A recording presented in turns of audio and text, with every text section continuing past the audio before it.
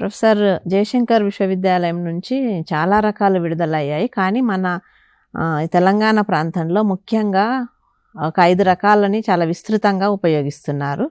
అవేంటంటే DHM 117, DHM 121, DHM 206 మరియు కరీంనగర్ మక్కా 1, Karimnagar hybrid మక్కా 2. ఈ 5 రకాలని రైతులంతా ఎంతో ఇష్టంగా ప్రొడ్యూస్ చేస్తున్నారు.